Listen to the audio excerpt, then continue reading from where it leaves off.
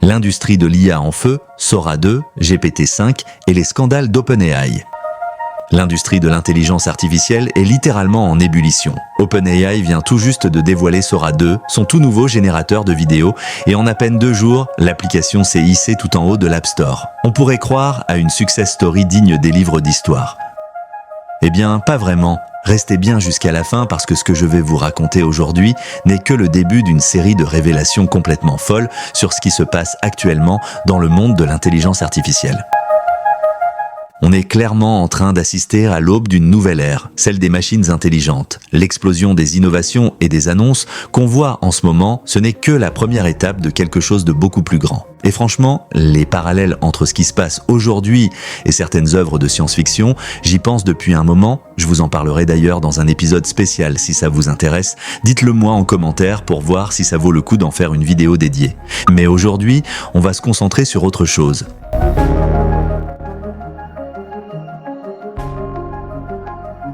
Comment OpenAI a réussi à créer une IA qui fait littéralement tourner tout le monde en bourrique et qui flirte dangereusement avec la ligne rouge des droits d'auteur. On parlera aussi d'un chiffre hallucinant, la quantité d'électricité que consomme ChatGPT 5, et vous allez voir, c'est complètement dingue. Je vous parlerai ensuite du fameux projet secret entre OpenAI et Johnny Ive, l'ex-designer d'Apple qui est en train de prendre une tournure catastrophique.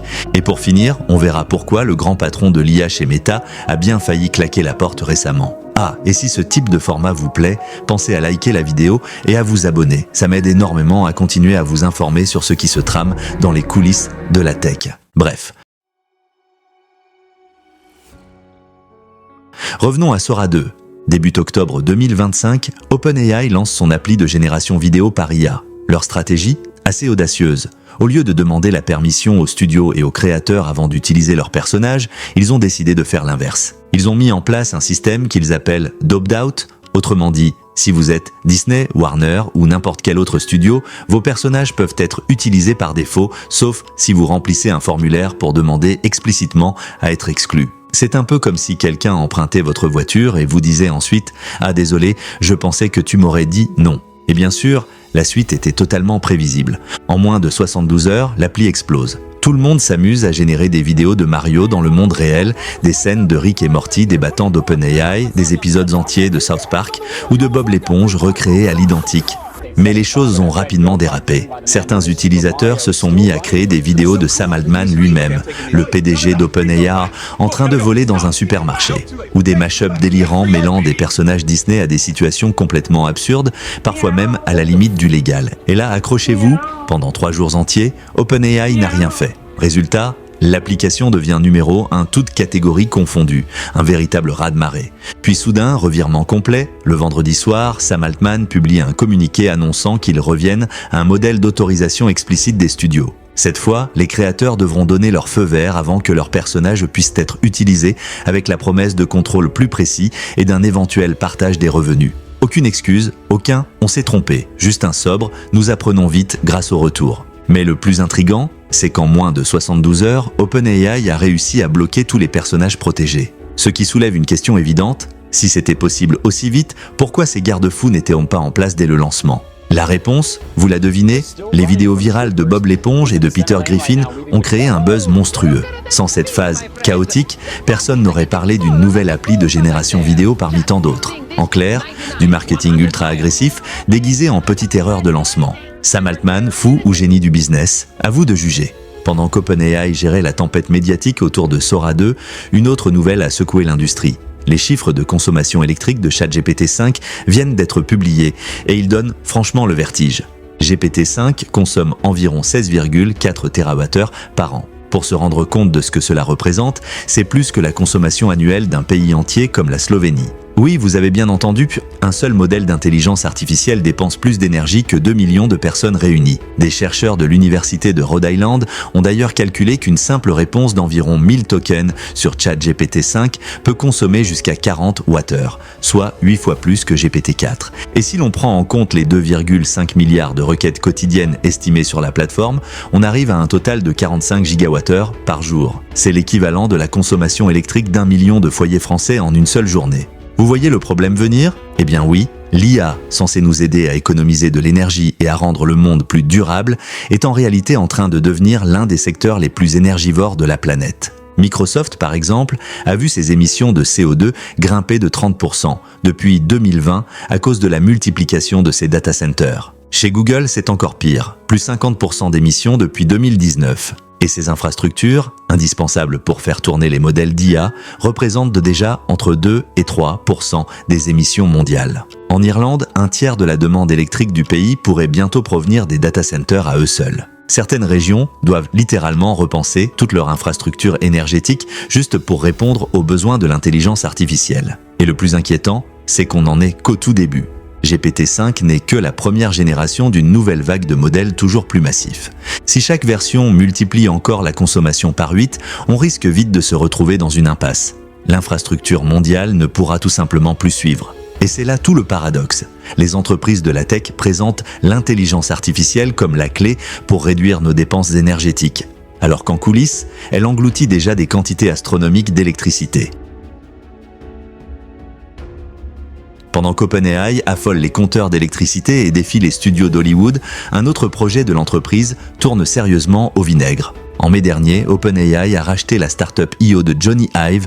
Oui, le Jony Ive, le designer mythique à l'origine de l'iPhone, de l'iPad et de toute l'esthétique Apple des années 2000. Le but ? Créer un appareil révolutionnaire, un assistant d'intelligence artificielle sans écran, de la taille d'une main, capable d'écouter, d'observer et de réagir à votre environnement. Un objet censé être le compagnon IA ultime. Sur le papier, le concept semblait brillant. Le lancement était prévu pour 2026.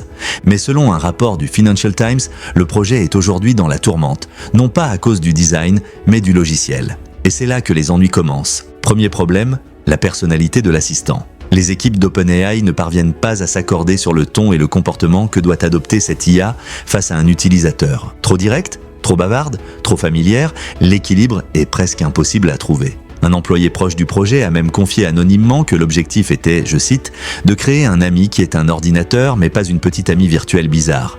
Bref, un genre de Siri, mais enfin utile. Deuxième problème, la vie privée. Un appareil qui écoute et filme en permanence, sans écran ni signal lumineux évident, c'est un cauchemar en matière de confidentialité. Contrairement aux lunettes connectées de Meta qui s'allument clairement lorsqu'elles enregistrent, ici, il serait quasiment impossible de savoir quand l'appareil capte quelque chose. Comment inspirer confiance dans ces conditions ? Et le troisième souci, peut-être le plus ironique de tous, OpenAI n'a pas assez de puissance de calcul. Un employé résume la situation parfaitement. Amazon a la puissance de calcul pour Alexa, Google aussi, pour Google Home. Mais OpenAI peine déjà à faire tourner ChatGPT. Alors un appareil IA en temps réel, ils doivent d'abord régler ce problème. C'est un constat brutal. Malgré une valorisation à plus de 500 milliards de dollars, OpenAI reste dépendante de partenaires externes pour ses serveurs, là où Amazon et Google possèdent leurs propres infrastructures massives. Résultat, le lancement prévu pour 2026 est probablement repoussé, même si personne n'ose encore le dire officiellement. Le fossé entre la vision ambitieuse et la réalité technique semble immense. Et pendant qu'OpenAI jongle avec ses problèmes internes, chez Meta, l'ambiance n'est pas meilleure. Le légendaire Yann LeCun, pionnier de l'IA, lauréat du prix Turing et directeur de la recherche chez Meta depuis 2013, a sérieusement envisagé de quitter l'entreprise. La raison ? Une réorganisation monumentale décidée par Mark Zuckerberg. Zuck a lancé une nouvelle division appelée Meta Super Intelligence Lab, censée propulser la société dans la course à l'AGI, l'intelligence artificielle générale. À sa tête, Alexander Wang, un entrepreneur de 28 ans sans véritable passé dans la recherche scientifique, et Shengjia Zhao, l'un des créateurs de ChatGPT, venu d'OpenAI. Problème, cela place Yann LeCun, figure historique et directeur du laboratoire FAIR, sous la supervision de ce jeune duo. Et autant dire que ça ne passe pas bien. Mais ce n'est pas qu'une question d'ego. Le vrai désaccord, c'est la philosophie de recherche. LeCun défend une approche alternative à celle des grands modèles de langage, les fameux LLM comme ChatGPT, qu'il juge incapables de conduire à une intelligence véritablement générale. Zuckerberg, lui, mise tout sur cette stratégie, quitte à s'opposer frontalement à la vision du chercheur. Et pour ne rien arranger, Meta a récemment renforcé le contrôle sur les publications scientifiques de ses équipes. Les chercheurs de FAIR, qui avaient l'habitude de partager librement leurs travaux, doivent désormais obtenir l'approbation de la direction avant chaque publication. Une claque pour ceux qui, comme LeCun, viennent du monde académique. Conséquence, plusieurs chercheurs quittent le navire. Zhao, fraîchement arrivé, a même failli repartir chez OpenAI quelques jours après son embauche, avant que Meta ne le retienne en lui offrant le titre de Chief Scientist. Ambiance électrique, c'est le cas de le dire. Voilà donc où en est le monde de l'IA à l'automne 2025. OpenAI qui lance des produits controversés avant de faire marche arrière, ChatGPT 5 qui consomme plus d'énergie qu'un pays entier, des projets hardware à plusieurs milliards qui s'effondrent et des guerres internes entre les plus grands noms de la tech. L'intelligence artificielle progresse à une vitesse vertigineuse, oui, mais dans toutes les directions à la fois. Elle percute les murs de la régulation, de l'énergie, de la faisabilité technique et même de la gestion humaine. C'est fascinant et un peu effrayant. Et pendant que la Silicon Valley se déchire pour dominer cette nouvelle ère, une question reste en suspens. Est-ce que vous, de votre côté, êtes prêts pour le monde qui arrive ? Parce que l'intelligence artificielle n'est plus une technologie du futur. Elle est déjà là, elle transforme nos métiers, nos outils, nos vies. Et dans ce nouveau monde, comprendre et savoir utiliser l'intelligence artificielle n'est plus une option, c'est devenu une compétence essentielle. Comme savoir se servir d'un ordinateur il y a 20 ans.